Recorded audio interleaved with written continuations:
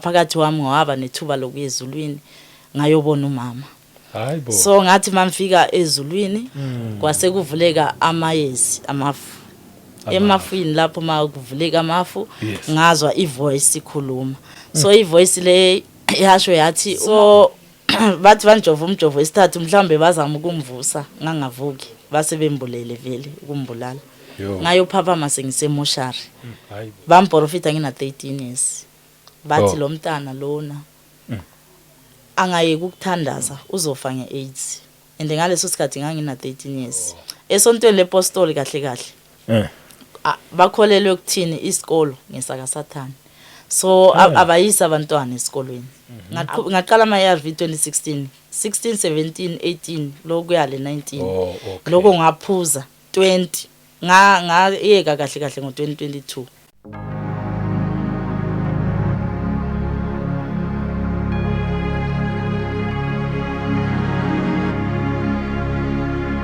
Baba siyabonga, Baba siyakubonga ngothando lwakho sathengwa ngenani eliphakeme. Sathi siwonile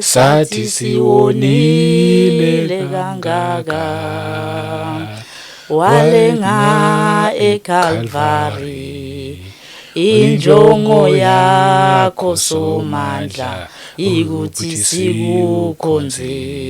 Amen. Amen. Siyabonga. Sike sibingelele i-presence kaMoya oNgcwele khona phakathi kwethu.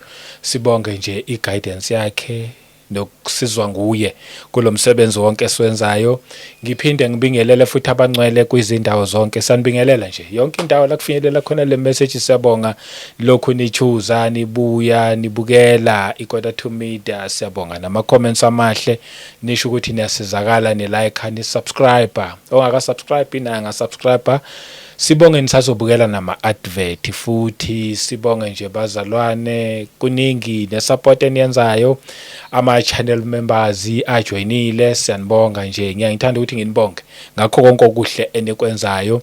Ngiphinde futhi ngithi koqalayo ukufika mhlawumbe uyaqala uhlanda nale channel ngizothi awulahlekanga. Sendaweni right kakhulu la sikhuluma umuntu kanye noNkulunkulu. Asinazo ezinye indaba yizo lezo nje. Zimnandike lezo indaba zikhe idlula lezi. Uzwa nje siqala ngokuhlabelela nje ingoba nje ilento evukayo ethi sokhuluma indaba ezimnandi. Ngingekho ngedwa nginosisi uFebi Dube ekhona phakathi kwethu. Ake sikwamkele sibonge ufikile. Ngiyabonga futhi ngiyabonga ngiyakubingelela futhi wami. Amen. Ngiyabonga.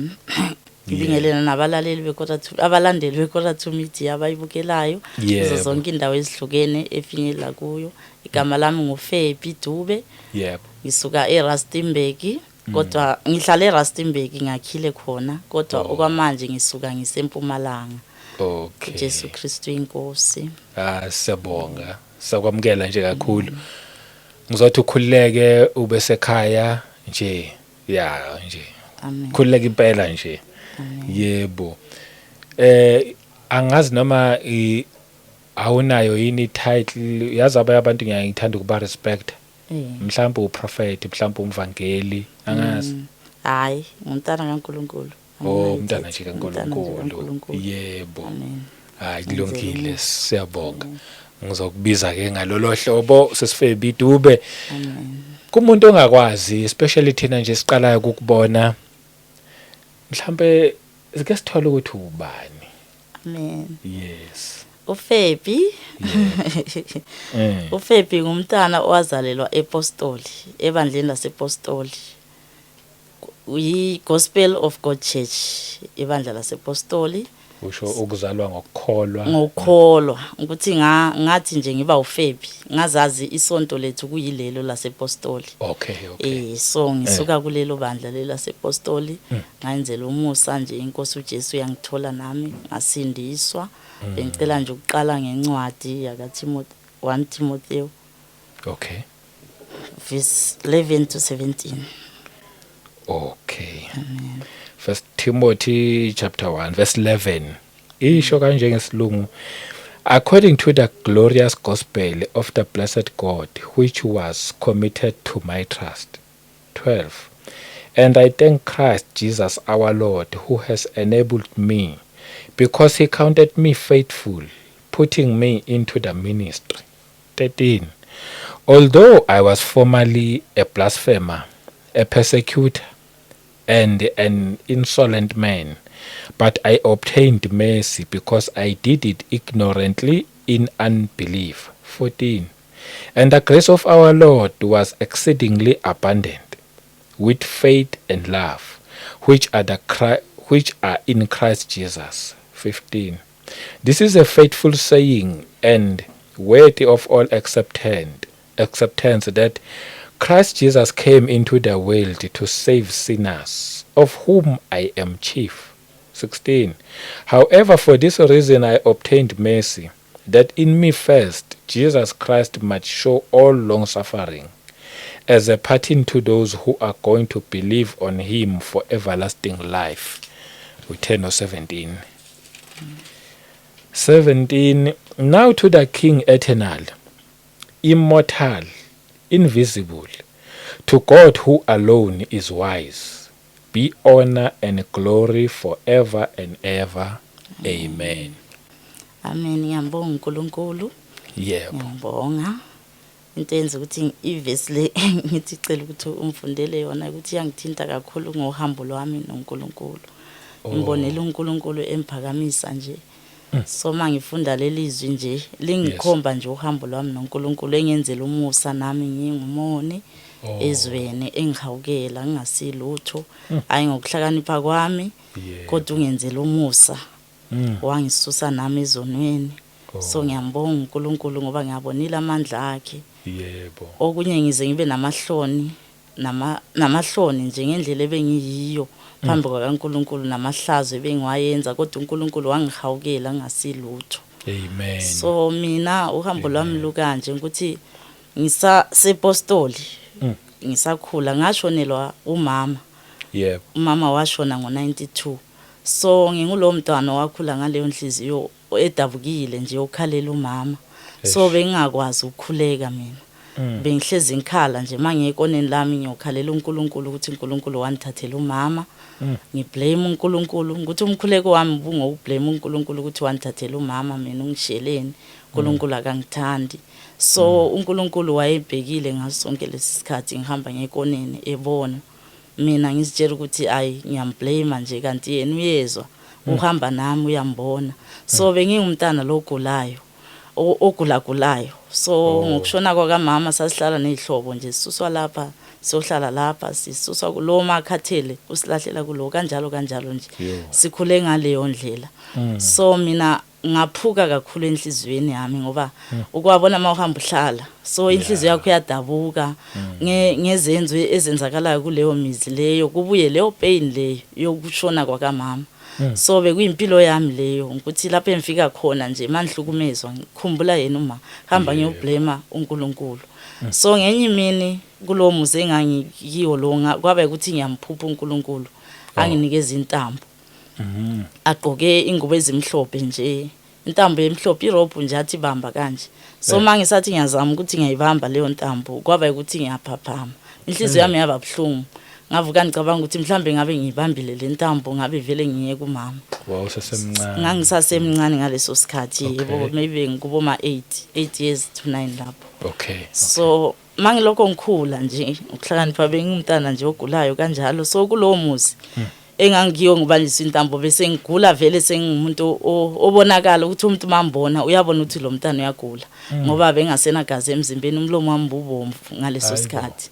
So bebembona abadala ukuthi ngiyagula bekhuluma abakhulumayo. So ngoba leli sonto lasepostoli bekuyisonto lesiprofiti bekunokuqhamuka nje isiprofiti guidance nje. So babami ngobe esonta khona wayesesontweni econference ngaleso sikhathi kwase kuqhamuka isiprofiti sokuthi lo mntana akho mawungamkhiphi kulo wamuza kuwo uzoshona kuzomela yomsusa kulo wamuzi.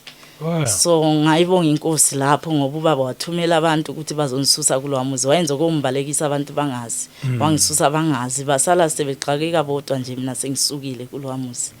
So ngiyabonga uNkulunkulu ngalokho ukuthi wangisindisa lapho waqala lapho nje ukuthi angisindise nami ngimazi ukuthi uNkulunkulu. So ngokukhula nje sengifika kulama age obu teenage bengingulo mntana nje ohamba ngokudabuka nje kanjalo. So kwafika ukuthi ngithola umntana wami we-second born ngaba nomntwana we-first born. Kwahamba ngathola lo we-second born. Ikhona lapho engahlangana ke noNkulunkulu ngabona amandla kaNkulunkulu lapho. Kodwa ngangingulo mntana ohlezi engakwazi ukukhuleka okhala njalo nje uNkulunkulu. So nje ngaleyo ndlela nje. Ngikhule ngaleyo ndlela nje ukublame uNkulunkulu ngikhala kuye nje. So ngo2010 kwenzakala ukuthi ngithole lo mntana wami wesibili oka2010 sahamba nje siyolala kahle njengabantu sivale ukubona lento ukuthi uyajwayela nje ukuthi uyalala uyavuka awubheki ukuthi uNkulunkulu nguye ophethe impilo zethu kumele ukuthi masivuka siyazi ukuthi ukhona uNkulunkulu sikhuleke kuye masiyolala sikhuleke kuye sibonga impilo. So sayenza njengenjwayelo kanjalo saphila ezonweni ngayolala nje kanjalo ngisanda kuthola umntana na 2 days ngamthola nje kahle umntana sayolala ngivale usiso wami so kwathi ngilele lapho mangilele ngivalese kahle siyolala mina angisakhumbuli nokuthi kwenzakalani ngazwa usisi wami sekantshela ukuthi ubuphethwe ngamafitsi. So mawuphethwe ngamafitsi ubuphuma igazi emakhaleni. Hayibo. Mawuphuma igazi emakhaleni ubuphuma udenda emlonyeni ushake njengomuntu ophethwe ngamafitsi sawugijimisa esibhedlela. Akakuphatha before. Bengazakamphatha amafitsi. Hawu, okay. So bangigijimisa esibhedlela mabangigijimisa esibhedlela kanjalo mina vele ngingumuntu ongasezwa lutho bese mfana nje nomuntu ongasekho emhlabeni ngaleso sikhathi. Bona yibo bebona ukuthi bese ngizenzela nje yonke into bangiphuthumise esibhedlela bese ngitshelwa yibo ukuthi ubusesimene esinje. Mina ngaqala ukwazi ukuthi nisesibhedlela ngikukhoma ngaleso sikhathi ngafika ngafaka ukhoma ngoba ngumuntu obengasakhulumi engasayenzi lutho nje. So mangikukhoma bawuthi ngifake ukhoma mina into engikhumbulayo ukuthi isikhathi ngikukhoma bekuhlatshwa mina amanesi nginokubona ama-vision so amanesi angihlabe ngikukhoma. Manga ngihlaba amanesi ayohlaba umuntu ogulayo laphana olele laphana ongamathambo nje oyiskeleton. So kuhlatshwa lo muntu lo kuhlatshwa mina la injection le ayisulwa ithini igazi lami liyohlaba lo muntu ongamathambo lwana bavuke babizana amanesi kulombono bathi hawo masimhlaba lo siyohlaba labana asebegule kakhulu laba abangazi kwenza lutho baphila baphakama abantu asekho isidingo sokusebenzisa ngisho nepilisi la masihlabe nje lo muntu sihlabe laba abantu bazophila igazi la lo muntu liyaphilisa. So bekusembonweni lo ngibona lo mbono okunye bengikubona kulombono ukuthi bekukhulekwa bekhona umuntu okhulekayo mina ngikukhoma isidumbu sami sikukhoma nje anyakaza ngithini kodwa bekhona okhulekayo mina ngikukhoma othandaza ngamandla akhuleka. So ngaleso sikhathi uNkulunkulu ngoba ubehleze ngizwa ngikhala wanikeza ithuba lokuthi ngiyovakashela umama ngiyobona umama. So mina bengikukhoma la kodwa lo ngaphakathi wami waba nethuba lokuyezulwini ngayobona umama. So ngathi mamfika ezulwini ngibona umama ukuze ngiyazi ukuthi kusezulwini kwaku-green kubanda ngabona nomama egqoka imingubo zakhe ezimhlophe ngambona nje ukuthi umama onzalayo. Sengisho ukuthi kwakubanda kwaku-green kubanda. Kwaku-green lapho ezulwini kushaya umoya omnandi fresh air.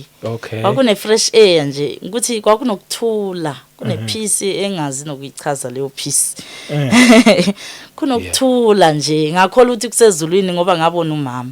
So ngathi ngifika lapho na ukuthi ngathi ngimbona nje umama wasethi Fephi mawungabuyela emuva. Okuchaza ukuthi wayethi mangingabuyela emuva ukuchaza ukuthi ngangingekho emhlabeni. Umama ngumuntu ongasekho wathi Fephi mawungabuyela emuva bengicela uyohlala phansi nabo sisi bakho uJester noJenet wababizana ngamagama nicolelane nisuse kusenhlizweni nisuse amagqubu nithandane njengabantwana bami. lento enithi niyahlupheka nisemhlabeni uthola ukuthi uyakhala nithi niyahlupheka okunye kwenza ukuthi aninathando anithandani ngicela ukuthi niyocolelane nithandane nisusa amagqubu enhlizweni nicolelane okweqiniso njengabantwana bami nizobona nokuhlupheka lokho enithi niyahlupheka ngeke kusaba khona mani ngasusa inzondo phakathi kwenu nisuse nokufaka abantu bangaphandle nithandane nina ngokwenu nithi senizobafaka kodwa nibe niyaze ukuthandana nina ngokwenu iwo lawo mazwi engawazwa umama ewakhuluma wasehamba ke umama ahamba ngalendlela le khona lapho ngasala ngilapho ebugreenini lobo kunokuthula nje ngisamangele nami ngisajabulile nje ukuthi ngikhulume nomama kwase kuvuleka amayezi amafu emafini lapho makuvuleka amafu ngazwa ivoice ikhuluma so ivoice le yasho yathi uma ucela ungacela konke okuthandayo egameni lami ngizokwenzela so mina ngoba ngaleso sikhathi iBhayibheli vele bengekho too much kiyo bengazi ukuthi lawo mazwi akhona la kuJohn 14:14 bengazi ukuthi akhona lawo mazwi lawo ngoba epostoli iBhayibheli besingayifundi regularly besingazi vele uJesu besingakholwa kuye besikholelwa kuJohn so mina ngakholwa ngiwazwa lawo mazwi ukuthi lo aya ukhuluma la phezulu nguJesu ngakholwa nje ngizwa lawo mazwi ngase mphaphama mamphaphama ngizibona ngisesibhedlela mangisesibhedlela ngiyazibuza ukuthi kanti ngene njani la esibhedlela ngisamangele nami ukuthi ngene njani la esibhedlela so mangisamangele ngizibone nje semphakamile angithi umuntu makukhoma ufakwa ama-oxygen khona izintambo nje abazifakiwe ama-oxygen nani so ngabona zisuswa lezo ntambo lezo nalokho ama-drip engangafakiwe ngakhulekela abantu ngaphuma lapho kuleyo room engangiyo ngakhulekela abantu esibhedlela ngakhulekela abantu ubani okususa ama-drip ngabona nje yaziphumela nje mina ngamangala nje after leyo voice engayizwe emafini ukuthi ngiphakathi kwesibhedlela ngisamangela ukuthi nisesibhedlela ngizokwenzani ngabona kusuka nje lawo ma-drip lawo nama-oxygen ngayothandazela abantu mangithandazela abantu amanesi athi uvukile lo muntu uvukile ukhoma banjalo vele mabavuka ukhoma baba ngathi ingqondo zabo azithathi kahle abakho right kahle bangibamba ke bangijova bathi angikho right kodwa mina bengisakhumbula ukuthi ngithole ithuba lokuvakashela umama ngimbonile uma ngizwile leya voice ukuthi bithi ungacela konke okuthandayo egameni lami ngizokwenzela so ngakholwa ukuthi kube kuyinkosi ngoba ibihlezi izwa umkhuleko wami nokukhala kwami ukuthi bengikhalelani umama so ngoba inkosi yethu ayifuni ukuthi sikhonze abafile so yaveza lawo mazwi ukuthi mangikholelwe kuyo kwakuchaza ukuthi wayengafuni ukuthi mani ngiyekoneni ngithi mama wangishiyelani uNkulunkulu wayengakuthandi lokho so nga understand after ukuthi inkosi yayingafuni ngikhalela umama kodwa ngathi ngisalapho esibhedlela nga understand konke okwakwenzakala lokho ngikhulekela abantu bangijova umjovo oqala ngalala laphana sengiyovuka kulomjovo angazi ubusuphelile na ngaqhubeka ngabakhulekela abantu esibhedlela ngabakhulekela abantu baza amanesi bathi lo akekho stable akahlala akekho stable njengomuntu ovuka ukhoma bangijova umjovo wesibili so kulomjovo wesibili abanjovanga kuphela bambopha khona ababopha ngakho esibhedlela ma ungekho stable bakubopha esibhedlela so ukuthi ube stable bakubophelele nje empedeni angazi ngama-chain or yini ababopha ngayo angisakhumbuli kodwa ngamboshwa izandla neenyawo so ngiboshiwe kanjalo ngijoviwe which means ngilele ngazibona semphaphambile mamphaphama kwasuka lokhu kuboshwa intambo lezi engamboshwe ngazo zasuka nje ngibhekile ngaqhubeka ngabakhulekela abantu basebeza futhi amanesi bathi kanti lo ubophulwe ubani ngoba ngendlela besimbophe ngayo ubengeke akwazi ukuthi angazibophulula so ubophulwe ubani lo muntu malo kwaqhubeka akhulekela abantu uyabona bakwata nje amanesi babizana bafuna ukubona ukuthi ngibophulwe ubani bangatholi bangijova umjovo wesingaki owesithathu ke so kulo mjovo wabo wesithathu lo ukholwa kwami ukuthi bambulala ngoba ngeke ujova umuntu imjovo e3 ngesikhathi esodwa so bathi banjova umjovo wesithathu mhlambe bazama ukumvusa ngangavuki base bembulele vele ukumbulala ngayophaphama sengisemoshari esibhedlela so mangiphaphama ngisemoshari kuyabanda lapha emoshari kodwa ngisakhumbula ukuthi umama utheni ngisakhumbula ukuthi emafini kukhulunywe kwathiwani yebo ngisakhumbula nokuthi bengikhulekela abantu la esibedlela Yep. kube kwenzakalani nembono ebengiyibona ngisakukhoma ngisakhumbula yonke into kodwa sengilapha ke emoshari angigqokanga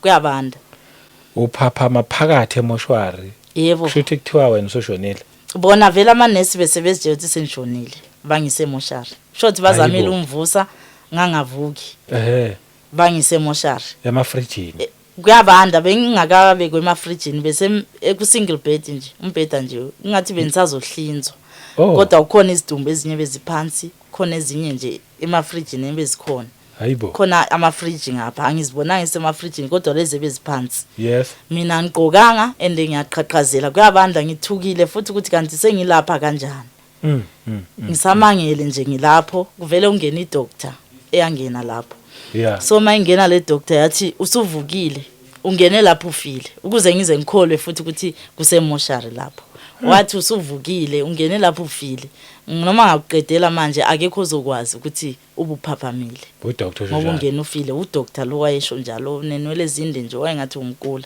bekhuluma isitswana wasengikhama udoctor Hayibo. ungikhama njalo ngimile phansi kuyabanda angigqokanga ngimtshela ukuthi ngingenwa amakhaza ngiyagodola wasethi vele ngifuna khona ukuthi ufe ungene lapho ufile mina ngifuna ukwenza umsebenzi wami so beungena umoya la ngoba bengisase ngumdlezane la umoya yange mawungena la ngimtshela ukuthi ngiyagodola ene ngizwa ngathi kuphuma umoya la avela athi vele ngifuna ukuthi ufe Hayibo. usho njalo umbambe la uyangikhama ukuthi ufaka isandla sakhe la uyangikhama ngithi ngiyacela uyambulala umoya sewuyaphuma sengizizwa vele ukuthi lapha ngisenamandla angaza amandla ngathatha apho ukuthi ngimlume ngoba wayefaka isandla sakhe la ngamluma kanje so mangisamlumile kanjalo cabanga ulunywa ngumuntu ohlale 2 weeks kukhoma hey amazinyo alo muntu kuthanjani engikholwayo nje ukuthi la khona lo doctor usanayo le mark le ukuniluma lokho akwenza namanje sakhumbula ngami so inhlanhla ukuthi ngathi ngisamluma nje Yeah. uvudlula omunye udoctor ayodropa isidumbu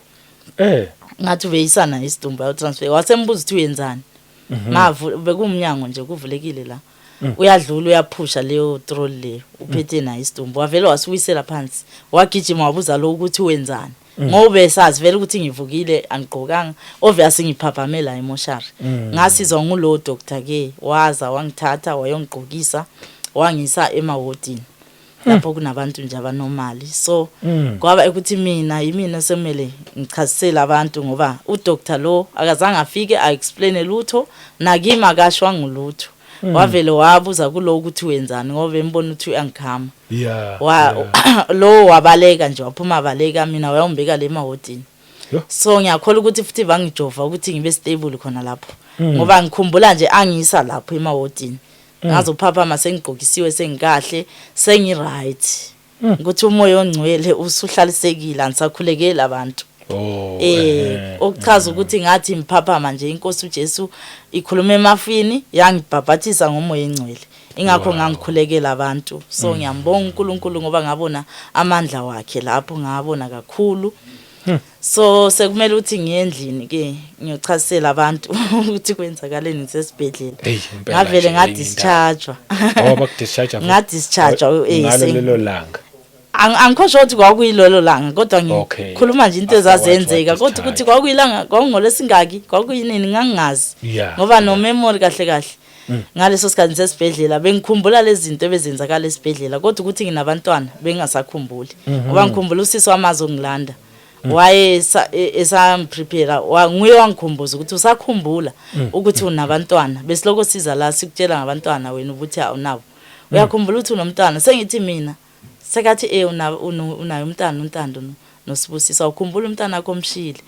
yikho sengikho ngithi okay yabona sewubuya ke umemory sengicabanga ukuthi nginomntwana sahamba sayendlini so ukuthi bese ungamalanga amangaki lapho anisakhumbuli kodwa bona banjela ukuthi usisi wami bathi ngahlala 2 weeks kukhoma so mase ngisendlini ngihambisa phela umessage fike ngibatshela ukuthi esikhathini sesibedlela bakwenzakala ukuthi ngize no message wenu umama untshele wathi masithandane sicolelane sicolelane nje sithanda njengabantwana ubuntu sisusa amaqhubu onenzondo nje ayisuse kuye la sithanda njengabantwana umuntu ngoba nokuhlupheka lokho esije uthi ngesinye isikhathi siyahlupheka sihlutshwa ukuthi asithandani sinamagqubu sinenzondo so masingathandana nje sizobona impilo yethu nje iba kahle kungabi nokukhala so ngiyambonga uNkulunkulu ngoba uNkulunkulu wangenza ukuthi ngibe nokuthula ngaleso sikhathi ngingasakhalela umama ngibe nokuthi manginenkinga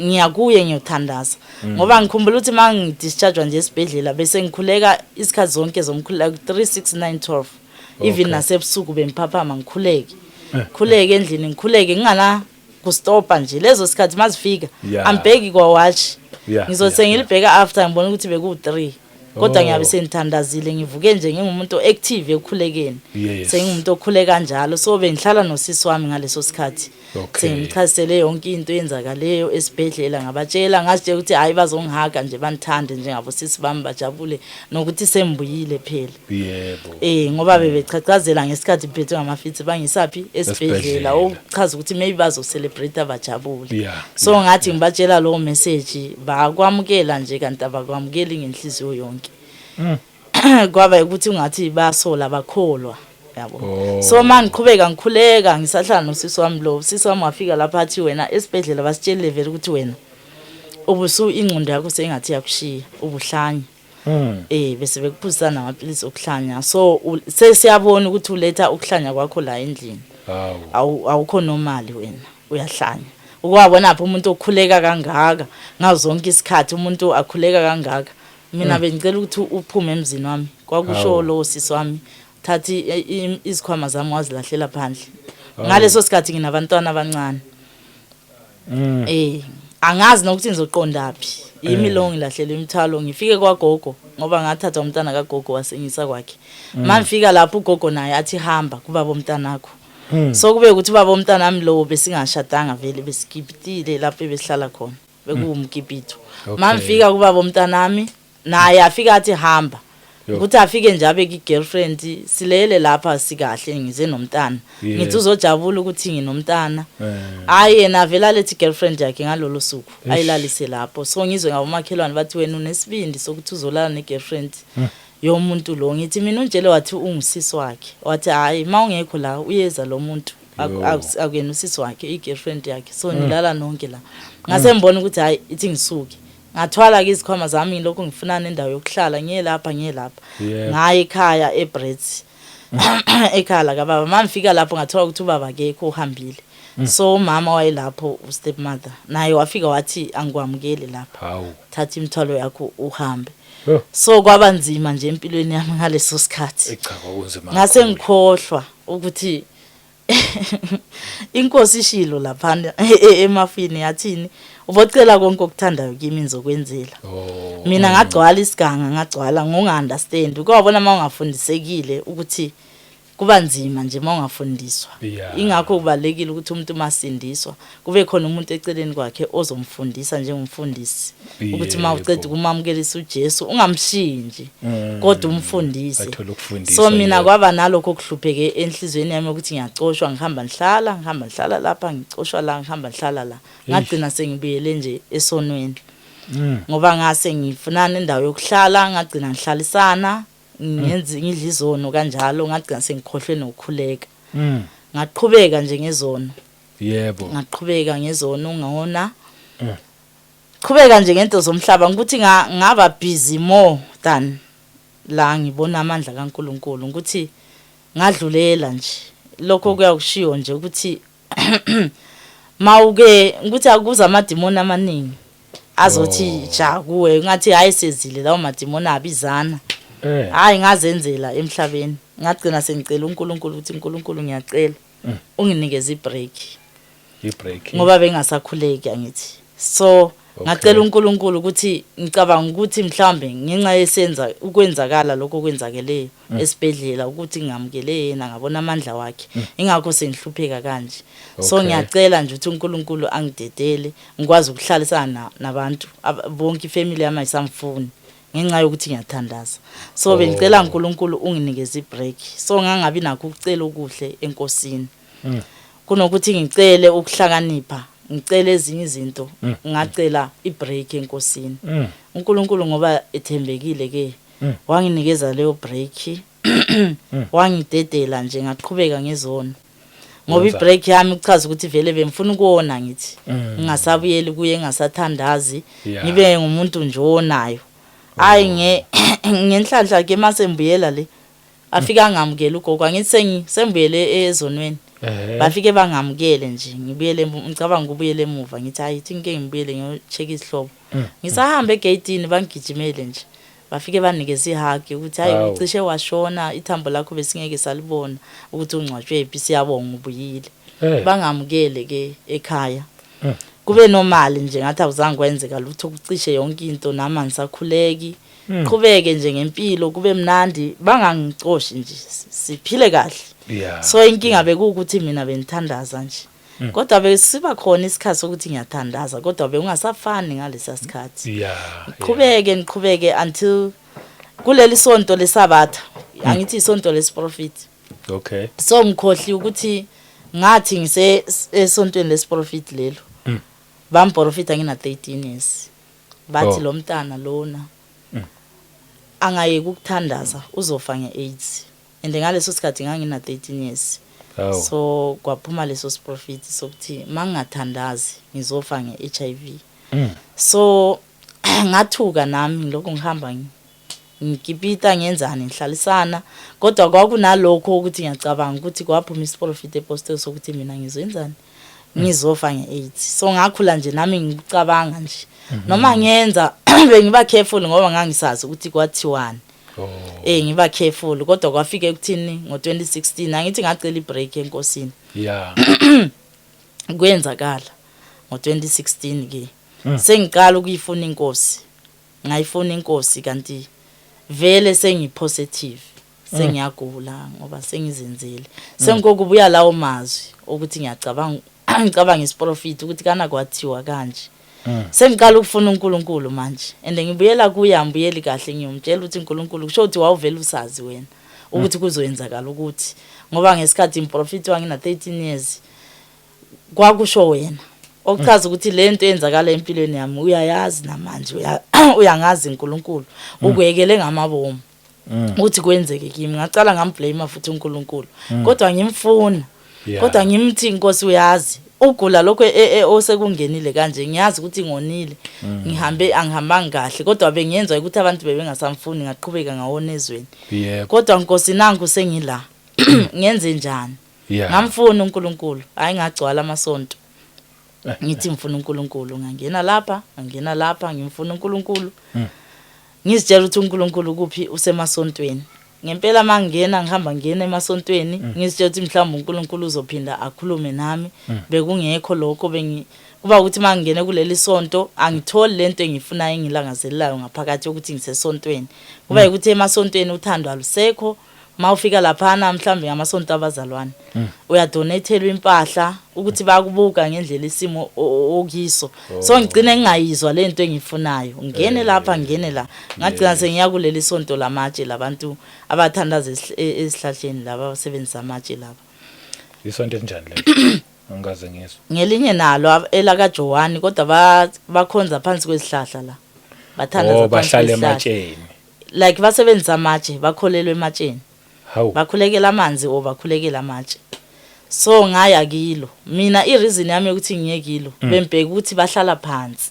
Okay. so ngazitshela ukuthi ngizothola uthando lwakaNkulunkulu lapho ngoba labantu abanampakamo bayazehlisa bakwazi ukuhlala emhlabathini bakhonze kahle uNkulunkulu so uNkulunkulu mhlawumbe uzangizwa kangcono mandihleli phansi emhlabathini uzobona ukuthi ngiyazilahla ngiyaziphonsa lapho ngidinga yena so ngabona kungathi kungcono kulelo sonto ngaya kilo kodwa uNkulunkulu wangisusa nakulona futhi wangisusa nje ngevision ngoba ngathi ngisaya kulelo sonto kwabe ukuthi ngiba nale vision yokuthi ngathi ngifika lapha bamprofita kulela sonto bafika bathi wena mntana kaIdo noAbiba ngathi ukuthi bazongitshela ngale nkinga enginayo yokugula enginakho ukuthi mhlawumbe bazongisiza basebethi mawufuna sikusize angithi mina ngazo bambiza igama la mama nobaba ngathi ngabathola kuyabaprofiti laba bazobachela ende bekuyivision Kwivi bengakaze ngibatshela igama la kamama nobaba kodwa kwakuyivision. Okay. So kuleyo vision le mabathi mntana ka Ido mina ngazitshela ukuthi hayi ngaze ngabathola ke aba profit. Angithi bengumuntu ongena vela amasonto onke. So ngizitshela ukuthi ngaze ngabathola.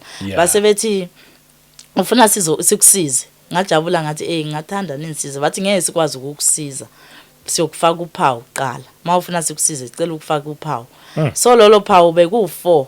Uyabona u4 omude so afaka 1 2. Abaziyo bathi u666 lo 4 lo. 4 omude bese abe nentende efake 1 2 ngaphakathi. So wayebhalwe la u4 lo. Esandeni sika lo sisi. Mina ngathi angizofaka bathi zokufaka uphawu. Mawufuna sikuqhubeke sikusize. Mina ngathi anginaphawu engizolifaka mina nginophawu la kaJesu Kristu. Kodwa kwakuwumbono anginolunye uphawu mina olongena emzimbeni wami ngaphandle kophawu la kaJesu Kristu. Base bethi hayi siyokufaka lapha mawungene la siyokufaka uphawu. Base befostela bangishaya ngalo la. Mabangishaya ngalo ngazibona ngiwile lapho sengiyovuka lapho ngavuswa imvula yamatshe eyayinetha. Inamatshe. Kwanetha imvula yamatshe. Yabona imvula le enetha ama ice. Okay. Kwanetha leyo mvula leyo. Kwaba ukuphaphama kwami kuleyo vision kunetha imvula. So ngahlupheka kakhulu ngalelo phupho. Kodwa ngokuhamba kwesikhathi ngasembona ukuthi uNkulunkulu ubengisusa kulawo masonto. Ngaqhubeka ngaye ekhaya ngayokhuleke ekhaya ngimfuna kodwa uNkulunkulu. Ngoba bese ngikulesi simo phela sokuthi sengiyagula. Yebo. Ngithukile angikayi ngisho nase clinic. Ukuthi ngiyotesta. Kodwa ngiyazizwa ukuthi hayi sengiyagula. Lapha khona akusese yimi nje. Sengiyagula akusese yimi. Sekunama sign. Ama sign lawo uyazi hayi kunegazi eqhumbile la. Qumbe la igazi. So ngaleso sikhathi vele bese ngumuntu osengizizwa ngigula nje ngesikhashana. So ngaba nokuthuka ngaba nefear. Ukuthi nganisaba nokuye clinic ukuthi ngiyotesta. Kodwa ngiyazizwa vele ukuthi mina ngiyagula. Ngiyazi nalo muntu omfake lo mkhuhlane. Vele sengiphelele nje nginaleyo fear ukuthi vele sengiyagula. So kufike lapha ekuthini ethi ngiye clinic ngike ngiyozihlola. So mangifika angiyange eclinic ngaya kulaba bama mobile la. Mangifika lapha na ngithi ngizocela ukutesta. Benhlezi ngingumuntu otestayo mina. Ola long lapho kuhamba kahle nje ngizibona ukuthi ngi right. I-reason ayenza ukuthi ngihambe ngitesta ukuthi ngangiprofitiwe phela ukuthi mina ngizofa nge-AIDS. So ngangithi mase ngafeva ngibuyele back ngiye clinic ngizicheck. So ngathi ngaleyo mini ngiye kuma mobile. Mamfika lapho kuma mobile. Ngicela ukuthi bengicela ukuzozichecka. Bathi uzozicheckana. Angithi abantu bonke baza la bazozichecka. Ngizozichecka njengabanye bonke abantu ukuthi ngizibone ukuthi ngisa right na. Yes. Bathi okay hlala phansi. Yini vele kwenza ukuthi uzuze la. Ngathi ngize nje ukuthi ngizozichecka ukuthi yini uyagula ngithi hayi bengithe ngizozichecka nje. Bavele bathi okay hlala phansi. Bangijove kabuhlungu hayi ngibenginokuya ngijove kahle ngicede lapho ngikhanselwe. Kodwa ngaleyo mini ngajova kabuhlungu ukuthi unesilo wavele wangihlaba kanje. Waceda lapho wafaka igazi lathi kwathi positive. Maceda wabhala iphepha wathi nawa ama results angithi ubufuna khona hamba upaka tsamopaka khuluma isitswana tsamopaka ku clinic. Angishaya ngalelo phepha. So ngaba nokuthuka. Ngathuka kakhulu ngaqhaqhazela kanjalo futhi. Ngaqhaqhazela ukuthi akukho umuntu ongikhanselayo nakho ngiphonswa ngephepha kanje. Ngabona vele ukuthi lapha isitha. Isitha nje isebenza ngami kodwa ngaqhubeka nje ngokuthuka kwami ngangayi futhi eclinic ngoba ngangisaba futhi ukuye eclinic ukuyolanda lawo ma ARV noma sengitshele ukuthi ngipositive. Ngasaba ukuya. Ngaphandle kokuthi ngeclinic mina ngagijimela kuphi kwaBushire emasontweni. Mina vele nganginokholo ekuthini uNkulunkulu ngoba uyazi isimo sami kusho ukuthi uzongisiza. Nakho angazi ukuthi uNkulunkulu utholakala kuphi. So ngibe ngimfuna phi emasontweni. Ngijime ngesontweni la kaBushire. Mina ngizitshela ukuthi ngihamba ngenxa yesimo lesesengiso uBushire uzofika enzeni angikhulekele. Yebo. Mangifika lapha na ngempela bekufola iline ePitori. Fike ngifola iline ukuthi singene ku service ka10. Sifola iline lapha kanti uNkulunkulu befuna ukumbonisa ukuthi uBushire ungumprofiti wamanga. Ngempela sase line ni ungena sekusekuseni nje ukuthi sesizongena ekuseni ngabo past 7 kanje. Ngo10 kune service bekhona omunye umama obehleli phambi kwami so waseMalawi. So lo mama lo bazi aboBushiri nama security akhe bamnikeza isijumbu semali singaka. Mina ngisemva kwakhe bamnikeza isijumbu bakhulume naye ngaleyo language yaseMalawi. So lo mama athatha imali ayifake ebhekini. Imali eningi ethusayo ngibheke mina ngibabone. So sesingenele ku service siphakathi ngibabone lama security ukuthi musibo labade banikeza lo mama imali. Azi uBushiri sahlala nje besiduze nalo mama phambi kwami. Sesiphakathi asukume lo mama afakaza athi ngiyambonga upastor ngiyambonga upapa umntanami ubegula. Ngize lapha impela umntanami bengikho right wangikhulekela umntanami khona manje umntanami sekahamba use right ngiyabonga amandla kaPapa ekhuluma njalo lo mama mina ngamangala ukuthi lo mama bephandle wanikeza imali engaka sekathi uyambonga uPapa kwenzakalani uNkulunkulu wayefuna nje ukumvula amehlo ukumbonisa ukuthi nalo still oze kuye usangumprofiti wamanga. So kwaba ukuthi uBushiri uyadlula. Madlula lapha ukhulekela abantu nami ambeka isandla so angijabule ngithi hayi mhlambe sengikhulekile semphilile ngibe nokholwa mina ngithi hayi umbeka isandla kusho ukuthi nami sengi right sengiphilile.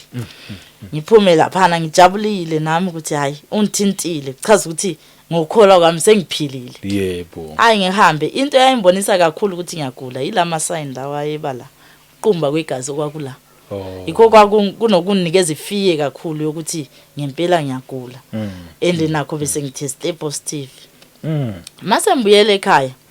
Ngijabulile ukuthi hayi mhlambe ngizophila. Ngiumuntu othanda ukukholwa kakhulu so ngangikholele ukuthi ngizophila. Ngizoba right hayi uNkulunkulu uyazi udaba lwami. Vele ngaprofitwa ngina 13. Chaza ukuthi uNkulunkulu vele angasisusa lesifo kimi. Kodwa ngangikholelwa endaweni ezirong. So kwaba ukuthi ngihamba ngiyabuyele endlini. Mase ngibuyele endlini. Ngingumuntu obephila ngokuthengisa ngaleso sikhathi ngithengisa ama cigarette nama sweets emgwaqweni. So bese ngikhathele nami ngokuthengisa emgwaqweni. Hlezi ngimtshela uNkulunkulu ukuthi mina anti ngiyamfuna kodwa ngiyakhuluma naye kodwa ngingamtholi kahle nokuthi ufunani. Ngithi uNkulunkulu mina sengikhathele. Yebo ngisuka kwaBushiri angazi nokuthi kwenzakalani kodwa mina sengikhathele ngokuthengisa emgwaqweni. Ngoba manithengisa lapha emgwaqweni umasipala uyaphinda futhi uyasithathela izinto so mina kahle kahle anisafuna ukuhlala emgwaqweni ngithengisa. Bengicela uNkulunkulu unginikeze umsebenzi. Ngikhuluma kanjalo nje ngithi uNkulunkulu ngicela unikeze umsebenzi sengikhohliwe futhi na ukuthi bengifuna ukuphiliswa. Ngithi ngisasuka lapho bengithengisa ama cigarettes ngiyogibela itaxi ngendlini. Ngihlangane nomunye usisi etaxini ihlele eceleni kwakhe. So mangikhuluma nalo sisi angikhulumi naye ngambingelelisa nje wahlala la ubengangazi singama strangers asazana. Kodwa afone lo sisi. Mafona ufonela umntana ngakibo oseceleni kwakhe. Khuluma nomntana ngakibo umtshela ukuthi kuyayiriwa FTK kuphi. So kuyavulwa ishop le intsha enza iCV. Am direct leyo ndawo ngiyayazi avela athe East kuphi eshopeni enumber bani. Kodwa utshela umuntu osendlini. Yebo. La yakhona. So kwabona ngesikhathi uSathane uyadlala ngawe ungazi. Ngizibuza ukuthi lo sisi azafonela umna wakhe kodwa uya kuye. Why bengalindi ukuthi ayila ngamandla kaNkulunkulu lawo ukuthi umuntu angafona avela atshela umuntu amtshela ne-direction ngithi nami ngiyaya lapho ngiyohambisa ngiyoyenza iCV uNkulunkulu kusho ukuthi umphendulile thola umsebenzi ngijabule. Mase ngifika endlini ngitshela omunye umakhelwane wami ukuthi hayi ngihlangana nomuntu etaxini vele anikeza umuntu i-direction athi kuyaqashwa hayi siyothola umsebenzi manje mina inkinga yami ukuthi angikwazi ukwenza iCV ngenzele ngoba esontweni lePostoli kahle bakholelwe ukuthini isikolo ngesaka Sathane. So abayisa abantwana esikolweni akuyiwa eclinic into ezifana nalezo bathi isikolo vele singesikabani singesaSathane sakhuliswa kanjalo. So mina anzange ngene isikolo khona lelo ukuthi mhlawumbe lidumile but likhona lidume kakhulu linabantu abaningi ungalikhumbula likhona iGospel of God Church liyovela ungalicheka ku abayi vele esikoleni akuyiwa hayibo sekuyilabo asebelahla umthetho. Kodwa kudala basahamba ngomthetho bekungayiwe esikolweni. So lo ubaba wami wathatha leyo nkolelo leyo ukuthi abantwana baye esikolweni siphila ngoNkulunkulu kodwa uJesu bebengameshini kodwa bephila ngoNkulunkulu bona ukuthi uNkulunkulu uzokuphilisa awuye eclinic imfundo ngiyaka Sathane uyofunda ini imfundo kaSathane. awuyi vele esikolweni. So mina ngomunye walabo nami anzange ngaye esikolweni. So ngathi lokho anzange ngaye esikolweni angisazi isikolo. So ngaba naleyo nhlungu leyo nami enhlizweni ukuthi ubaba kangisange esikolweni. So yikho lapho kwawunokhala kwami ukuthi ngangiblame umama ngiphinde ngikhalela ukuthi ubaba vele akangondli akangisanga nasesikolweni. So ngakhula ngingulo mntana odabukile vele ngikhalela isikolo. So iCV vele bengakwazi ukuyenza. Ngase ngicela umngane wami omakhelwane ukuthi hayi ngihlangane nomuntu eTexini. So ukhuluma ngokuthi kuyaqashwa endaweni ethile. So bengicela ukuthi ungisize ngokubhala iCV. Mina ngizohamba nawe la uqashwa khona uvele uyenze eyakho. Mhlambe siyoqashwa sonke ngempela angenzele lo sisi. Athi hayi iCV into engahluphi.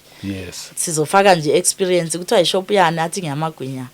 Angithi wena uyazi ukwenza ama chips. Hayi sizofaka nje experience ukuthi wena uyazi ukwenza ama fish and chips sibhale kuleyo CV yakho kunankinga. Sifojare nje sithi uzoba ugrade 12 or what ugcine ku matric ku grade 12. Athi sithi ugcine ugrade 10 ngoba singathi ku matric bazobisa ethilini mhlawumbe uzohluleka. Ngempela siyayenza ama CVC sihambe siye kule shop ngempela sithole ukuthi kuyaqashwa abantu baphandle. Ubizwe mina okuqala bavele babheka iCV yami bathi fish and chips hayi wena ngosimfunayo kanye uyazi ukwenza ama fish and chips vese uvula ifat cake wenza amagwinya ama chips. Babize mina kuqala ngijabule ngimbonga uNkulunkulu ngibonge nokuthi ngeke kwaBushiri.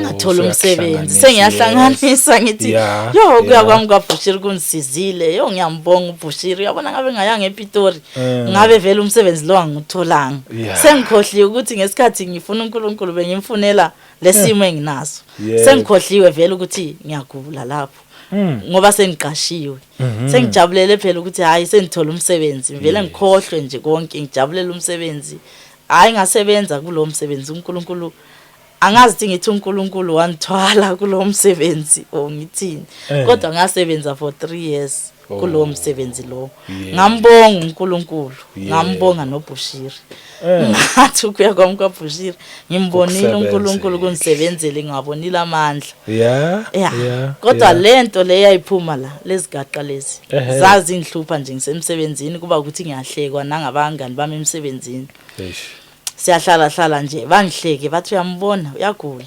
ubona walwala mabathi babheke babone lezi zinto bathi walwala ngizinwaya zazibaba vele inhliziyo yami ibe buhlungu ngigcine semfostela ukuthi mangiye chemist ngiyobabuza ukuthi kanti kudalwa yini lokho chemist bavele bathi hayi iye clinic bazokutshela ukuthi kudalwa yini ngivele ngithi kusho ukuthi abantu bambona ukuthi ngipositive ngoba clinic vele bathe positive pharmacy sebethi ngeclinic short vele abantu laba mabanhleka bangazi ukuthi impositive laba ensebenza nabo inhliziyo yami ibe naloko buhlungu lobo ngidinge ngizinike isibindi ke gcine ngiye clinic ke sengiyenzela phela lokho okubonakalayo lokho ngabe kungasilokho bengeke ngiye vele ngiyophuza amapilisi ubungakazi wawathatha bengakazi so ngase ngiyoqala ke ende ngangisizwa ukuthiwa mawungayeke uyafa iyo lento engenza ukuthi ngafuni ukwaphuza kahle ngangizwa ukuthiwa once waqala ngayeka nje uyafa so bengingafuni so ngihambe ngeclinic bafike ngempela ngibanikeze leli phepha leli engalinikwa ku mobile ngibabonise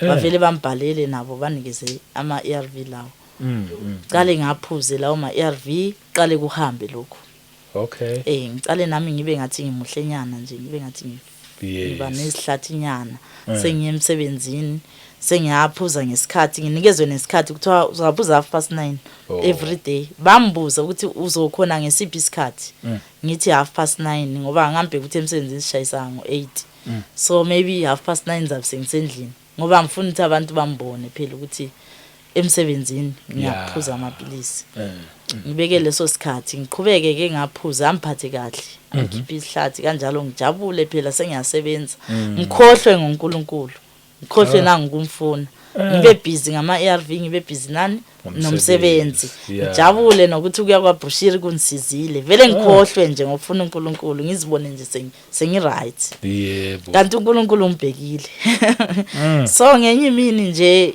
ngicoshwe emsebenzini ngifike late ngoba lamapilisi bengilalisa alalisana kakhulu ukuthi mawuvuka nje ukhathele so bengakhona ukubamba isikhathi sasemsebenzini besinikezwa ngesinye isikhathi sinikeze 2 hours lunch ngihambe ngiyolala mina ngaleyo 2 hours kuze kudlula isikhathi somsebenzi so umlungu enye imini wakhathala ke wangicosha wasethi hayi wena hleze ngikucolela namhlanje ngiyakucosha ngoba even emini uba late wangithi nje mangilele ngilala ngathi umuntu ofile ngilala flat ukuvuka kwami kuba nzima ngenxa yalawo mapilisi lawo ayingidronka kabuhlungu kabi ende ngangawathandi ende ngangaphuza ngafihla hayi nganikezi ukuthula nje ngingana ukukhuleka kumele ngafihle so leyo nto le ebengamphathi kahle so ngacoshwa ke emsebenzini mase ngicoshiwe emsebenzini kwaba ukuthi ke sengiqala phansi ke ngiyakhala futhi ngiyamfuna uNkulunkulu ngiyaphuza lawo mapilisi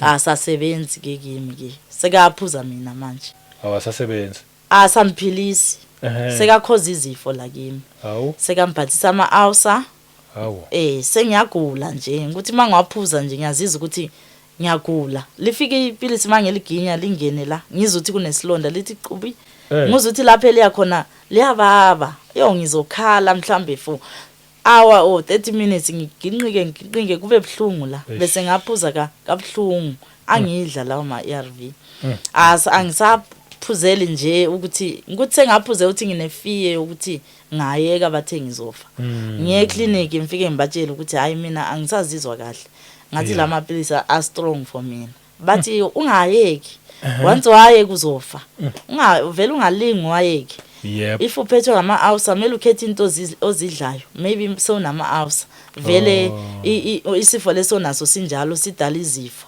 kanti yiwo lawa amapilisi lawa adala izifo lawa hayi ukuthi isifo isifo enginaso esidala isifo yila mapilisi so angidalela ama-ulcer ngaba umuntu lo osengakwazi ukudla into ezibabayo like abo-archer chilies bengasazidli lezo zinto nayo i-ARV yababa kwayona mayayithi mayifika la ngizwe vele ukuthi kuyababa kwakusekunzima bangangisize eclinic bavele bathi khetha into ozidlayo udle ngesikhathi so kwaba ukuthi vele bese ngimaintaina nalawo mapilisi ukuthi kumele ngiwadle ngesikhathi nami ngizenzele ukudla ngesikhathi ngimake sure ukuthi even u12 asemina ngangishayela ingakadli ngibhizi ngalawo ma-ulcer senginesana nawo nje ukuthi senginesana nesikhathi sama-ARV so lokho kunginikeze nje ungabi nokuthula emoyeni wami ukuthi ngiyawaphuza kodwa still ngiyachubeka ngiyagula ngifuna ukuwayeka yebo ngayeka impela so mangiwayeka ngoba ngayeka ireason ukuthi ngiwayeke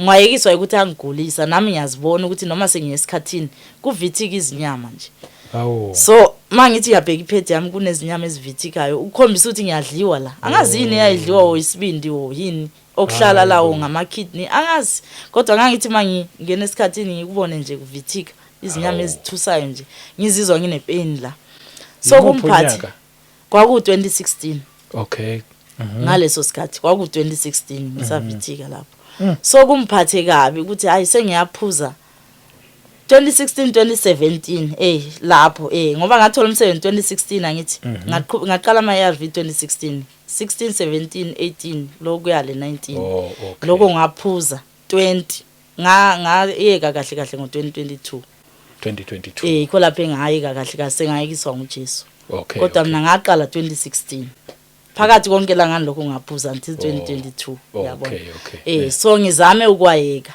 ngayeka nje ngokuthi angigulisa ngingayeki ngokuthi uJesu usengiphilisile mangwayeka njalo kuphume lezi zinto yabona izo ezazivele zingithuse lezi ngizibone ngithi abantu bazovele bandihleke yabona bazovele bandihleke babone lezi zinto bavele bambone kodwa already abantu bandihleka ngoba bese ngivithikile ngaleso sikhathi bese ngingumuntu nje obonakala ukuthi hayi akusavumi noNkulunkulu uyambona nje ukuthi uvithikile nami ngiyazizwa ukuthi senginokudla emele ngikukhethe ngaleso sikhathi angisebenza nginamali yokuthi ngazi maintaina ngithenga ukudla okunjani ukuthi nje impilo yami seyinzima umsebenzi lo engangijabulela awusekho so ngithuke mase kuphuma lezi zinto ngibuyele futhi ngenzeni ngwaphuze ngibe naleyo fear ukuthi shothi ngizofa nangu sekuphuma lezi zinto futhi abantu bazondihleka ngibuyele ngwaphuze kodwa sengaphuza ngokudabuka senginama-ulcer so ngangasakhona ukuthi u12 o'clock wasemini lo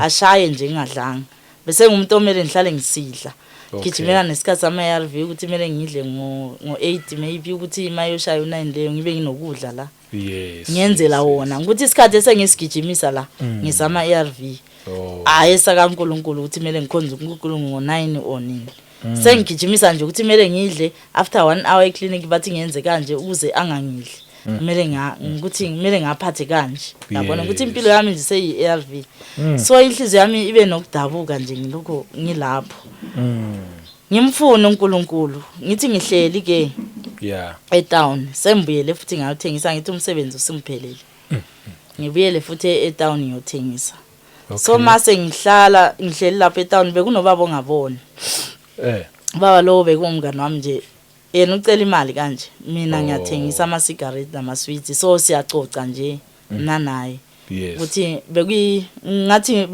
ipartner yami emsebenzini so sengiyamcocela lo baba ukuthi phela mina sengize ngingene ukuthi semfike esimeni sokuthi nginama ulcer manje nginama ulcer kanjani sakwazi ukuthi u12 angashanga ngingakadli isisami siba buhlungu angisadli ngisho iacha ngisho ichilisi sengikhetha nokudla manje ngize la nginganamali etown so manje ngize nginganamali kanje u12 angashayela ngila isisami siba buhlungu kakhulu lama ulcer angidla lawo so bengicela ungisize unginikeze imali yokuthenga something ngizothi mase ngithengisile ngizokunika uyabona lo baba sathi uyazisearcha nje ukuthi unikeza anti bese ngimfihle la ngimtsheli vele ukuthi into engilimaza i-ARV sengipositive ngidliwa yini ngoba ngisitshela ukuthini lo baba kaboni so uzothatha lokho engimtshela khona vele akambona ngithi uzoamkela lokho engimtshela khona ngoba akamboni ukuthi nginjani kunjani so ngijabulele lokho ukuthi akaboni so asathi uyakhipha imali lo baba kuvele kuqhamuka umuntu le engamazi omunye ubhudi nje avela athi wena inkinga yakho ukuthi awulaleli awuzwa uNkulunkulu ukutshele wathi uthandaze mawungathandaza uzofa nge-AIDS and usho njalo lo baba ongaboni usekezwa vele ukuthi kuthwani uyabona ngavele ngaba namahloni kodwa ngajabulela ukuthi udaba lwami uyalwazi lo bhuti okhuluma la uthi uNkulunkulu akakutshelanga nawe ukuthi mawungathandazi uzofa nge-AIDS so amahloni ngawasusa ngaleso sikhathi ngajabulela ukuthi ukhuluma into engiyaziyo wasondela ke lo bhuti ngoba vele wayekhwaze kude waze wasondela wafika kimi kwa lapha athi uNkulunkulu wakutshela ukuthi wena mawungathandazi uzofa nge-AIDS kodwa khona manje isimo kiso uphethwe ngamakrempe uNkulunkulu uthi ukufaka amakrempe lawo ngamabomu wena wabiza ngama-ulcer mina ngabiza ngamakrempe kusho uNkulunkulu so ukufake wona ukuthi umfune wena sewuyakhala wanike negama uthi wena ngama-ulcer kodwa into uNkulunkulu ayifunayo kahle kahle ukuthi uthandaze hayi ngagcina ngasena mahloni ngoba vele bekuphakathi etown abantu bonke sebelalele sebefuna ukuzwa ukuthi kuthwani kahle kahle la wonke umuntu namahloni angisenawo nami sengilangazela nje ukuthi anitshele ukuthi uNkulunkulu uthini vele ngithi uNkulunkulu nawe lapho ukhuluma nawe athi uNkulunkulu wakutshela ukuthi uthandaze wena impilo yakho isekukhulekweni ekuthandazeni vele ngimtshele lo bhuti ukuthi mina sengahambile wonke amasonto ngifunile uNkulunkulu phansi naphezulu akunasonto engalingenanga mina ngenile amasonto onke ngimfuna uNkulunkulu kodwa angimtholi athi ngithandaze kanjani kahle kahle uthi ngiyenze kanjani ahleke lo bhuti athi hayi uNkulunkulu uthi qala uyokhulekisa lawo makrempe lawo wanikeza igama uthi ngama-ulcer azange asho kuningi wathi nje okwamanje uNkulunkulu uthi uyokhulekisa lawo makrempe kodwa angithi wayisho ukuthi wena mawungathandaza uzofa nge-AIDS ayikhwaza ngisali okuchaza ukuthi wayesazi yonke into ngamvele ukuthi vele sengisesimweni esinjani ngoba uNkulunkulu bekhuluma naye so ngase ngithi uNkulunkulu uthini uthi wasethi hayi uthi akathi emasontweni athi hamba uyothandaza endlini yakho uthandazele lawo ma-ulcer akuphethe ikho lapho uzokhola ukuthi mina ngithunywe uNkulunkulu mawusuphilile kulawo ma-ulcer uzoyazi ukuthi mina ngempela benithunywe uNkulunkulu ngase ngithi bengicela ukuthi uNkulunkulu angifundise ukuthandaza mina angisakwazi mina ukuthi ukuthandaza kukwenzani ngoba mawukuthandaza ukuthi kumele ngiye epostoli ukuthi ngase ngiconfused nje ngoba ngangisho ukuthi mhlawumbe ukuthandaza ukuthi kumele ngiye esontweni lasepostoli lapho engaqala khona engaprofitwa khona sengisho ukuthi mhlawumbe mangabuyela le ngiyogqoka impahla ezimhlophe kanjalo njengogqoka kwabo yikho ukuthandaza lokho wasethi hayi uNkulunkulu uthi akazange athi emasontweni uthe endlini yakho uvala umnyango wakho emva komnyango ukhuleke kuye Yes. ukhulekele lama hours ungaphila kiwo uzakhola ukuthi mina ngithunywe uNkulunkulu then mawulokhu ukhuleka endlini uNkulunkulu uzokuthumela umuntu ozokufundisa ukuthi ukuthandaza ikwenzani angithi uthi awukwazi uthe uzokuthumela umuntu ngajabula ke so before lo bhuti lo Yes. aza lo bekhona ubhuti wami mina osonto laseSabatha kwakuvele isifo eMafikeng so ngaya eMafikeng ngingumuntu nje oziphilelayo ezweni isonto lasePostoli ngase ngililahlile mina ngingasalifuni ngoba ngase ngibone amandla kaJesu yabona ngalahla vele bengingasakholelwa kilo ngingasagqoki ePostoli sasifundisa ukugqoka thina ugqoka kahle nje ugqoka impahla ezinde noma bona babezenza zibe mhlophe kodwa kaningi babethanda impahla ezimhlophe bathanda zona kahle kodwa zazi bazinde ukuthi umuntu wesifazana bemela agqoka into ibende nje kubukeke ukuthi ungumuntu wesifazana athwale enhloko so mina manje lokho sengiphila ngokuhamba ubude bendlela nangokuhlukumezwa yilabo bantu engangihlala kibo inhliziyo zabo zinganathando bengihlukumeza kwangenza ukuthi igcine nizonda isonto lasePostoli ngoba bengibabona ukuthi ngempela bayagqoka impahla ezinde bazigqoka impahla zabo zinhle zimhlophe kodwa ngoba ngidlule ezandleni zabo bangihlukumeza so lento yabo yokuthi bagqoka impahla ezimhlophe ngiyibona nje useless mina ngoba abanathando kodwa bathi bayasonta so ingakho ngangithi mina uNkulunkulu makamfundise ukuthi ukusonta yini ngoba ubhuti wami lo bengasePostoli anje uthi sisibona ukuthi unjani ngangihambe nje ngisigcokele amacici ami namawigi ami yabona so ePostoli bangabona nje ugqoka into emnyama ugqoke amacici namawigi kanjalo bavele bawathi awusathandazi ukuthi uyathandaza endlini yakho ekamurini vele abakunakanga banaka ukuthi kumele ugqoke ngendlela yabo ukuze bona bakubone ukuthi uyathandaza yabona so ubhuti wasethi yena sisi yini enza ukuthi ungasathandazi ngimtshela ubhuti ngithi mina ngiyathandaza endlini nina abaPostoli ngikuthi ngivele ngibe nolaka uyabona lokuthi abaPostoli banihlukumeza ansabheki ukuthi ubhuti yena kusibuye wanihlukumeza sengikhipha lolu laka lwami lolu ngilikhiphela kuye ngoba yena angumpostoli kanti angazi ukuthi ubhuti ngesikhathi angikhuza uthunywe uNkulunkulu and makhuluma kanje akuyena okhulumayo khuluma uNkulunkulu la kuye and ubhuti usesalelwe yini umnyaka nje ngimbona kokugcina umnyaka ozayenza ukuthi ngiyocela uxolo abakuthi asekho emhlabeni so ngivele ngimhlasela ubhuti hayi kuvuke lolu laka ngithi nina abaPostoli nina enhliziyo ezimbi into eniyaziyo ukugqoka impahla ezinde ezimhlophe nibeke intshebe kodwa inhliziyo zenzimbi ukuthi ngikhuluma from ulaka enginalo lokuthi vele mina sengiyagula and laba abaPostoli banhlukumeze ukuthi angisakhulumi kahle sengikhiphela ulaka lwami kuye so nina nizitshela ukuthi umuntu mathandaza ukuthandaza kahle kahle nisitshela ukuthi ukuthandaza ukugqoka impahla ezimhlophe nina umuntu kumele athwale ekhanda ukuze abonakala ukuthi uyathandaza kodwa inhliziyo yakhe iphukile ningakwazi ukubona umuntu ohlukumezekile enhlizweni libe nenhliziyo ezimbi nithatha ipain niwongeze ipainini mina sengikhulumele ukuthi mina ngahlukumezeka so bona bathatha futhi ipain baphinde bayiwongeze bathi gcoka into ezimhlophe bahleke nawo kanti inhliziyo zabo azikho kahle so ngathi mina mangikuthi ukuthandaza bhuti kumbiza ukuthi mangiye ePostoli ngiyogqoka impahla ezimhlophe ngangcono ngiyofa angeke ngibuyele lapha ePostoli ansoze bhuti ansoze ngibuyele lapho uNkulunkulu mathi thina masingafaka amawiki singafaka amacici why isecret lay ingeyasePostoli ingani nje kuyini nina amaPostoli eniyazi le secret le why umhlaba wonke lo usigqokela amabhlukwe bagcoka amawiki baziphilela kamnandi abagqoka into ezinde why bona bangayazi isecret le ingabe abantu labo bonke abasemhlabeni abadalwanga na uNkulunkulu uNkulunkulu udale nina maPostoli ngambuza ubhuti ngamhlasela nje ngenhliziyo ebuhlungu ngithi ushothi nina nodwa yini ezulwini bonke laba ngeke baye ezulwini labo uNkulunkulu akabazi akabadalanga okay if so bhuti mina ngiyojoin team ngiyojoin crew yabona lesezweni le yiwe ngizoyijoina ngoba mina ngifuna ukugqoka impahla ezimhlophe angifuni ukugqoka impahla emhlophe inhliziyo yami ibibhlungu idabukile kodwa ngibe ngigqoka into emhlophe umuntu ambone ngiqhamuka lapha ngimhlophe kodwa phakathi enhliziyweni yami kungcolile so angeke mina ngize ngePostoli bhuti ubhuti wathi hayi sisi kulungile mina bengithi nje ngibuza ukuthi awusathandazi na yabona so ngikhuluma from ulaka vele angazi na ukuthi ukuthandaza yini angibuzi ngimhlasele nje ngoba yena ayini angumpostoli angifuni nokuzwa lutho oluvela from emlonyeni ompostoli ngizondile nje ngikwatile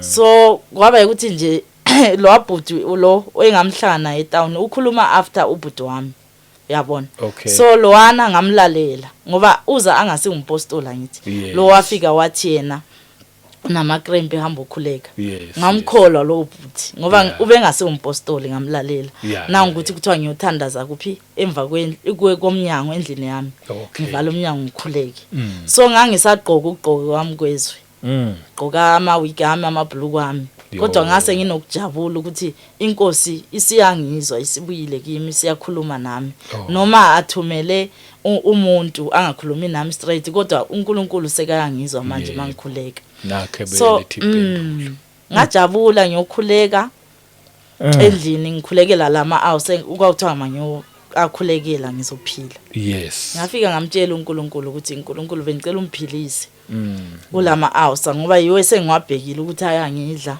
anisakwazi sengikhetha nokudla anisakwazi nje ukuphila kahle ngiyabhenelwa la esiswini so lo bhuti lo ngimbone eTown uthe wena uzomphilisa ngoba wena umthumile so ngiyakholwa ukuthi umthumile uNkulunkulu bengicela umphilise kulama house ukwaba emkhuleko wami lapho so kusasa ekuseni before siye kude ngicela ukubamba la amen for manje amen ngicela ukubuza nje this one question bese ke siyivala amen wagcina uba na understanding ye meaning yokuthi yayichaza leya vision la khona amanesi athathe umjova afake esandleni sakho ayojova abanye abantu baphile kwagcina sekuthiwe hayi nje ngcono sijove lo sithathe kuye sihambise ebantwini amen ngaba nayo understanding understanding ukuthi igazi laka Jesu liyaphilisa phela mina ngangasekho laphana ngangikukhoma ngingasaboni ngasezwa kwase kuJesu ophilayo laphana lokho kwakuchaza ukuthi igazi laka Jesu